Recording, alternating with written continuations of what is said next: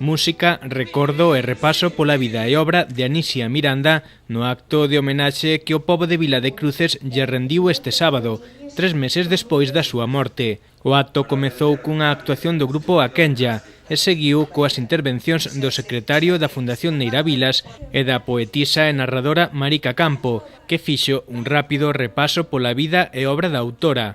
Unha autora que se foi, pero que deixou o seu mellor legado, a súa obra tal e como lembrou o escritor e xornalista Víctor Freixanes, que destacou a labor de Anisia e Neira Vilas na fundación da editorial Follas Novas. E están a piques de poñer a andar, primeiro, unha vida xuntos, e segundo, un proxecto editorial, o primeiro proxecto que puxeron a andar xuntos, que era a editora Follas Novas e a distribuidora Follas Novas.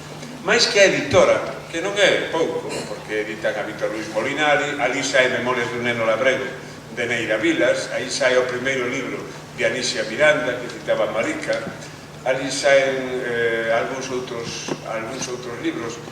Ali estivo a piques de nacer a nova narrativa galega de Mourullo. O director xeral de Promoción da Cultura, Francisco López, tamén ensalzou a figura de Anisia, a que dixo sempre tivo moito agarimo.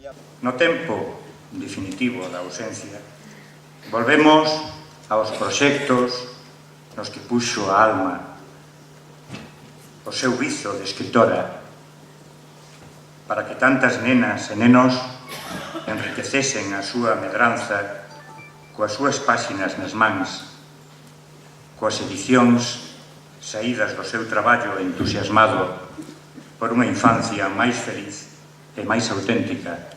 O alcalde cruceño e mailo o presidente da Deputación de Pontevedra tamén destacaron a labor en beneficio da cultura feita pola que dende hai anos era a filla predilecta de Vila de Cruces. Honrar a súa valía como escritora, como traballadora incansable, pero tamén e sobre todo honrar a súa persona como exemplo de unidade e integridade.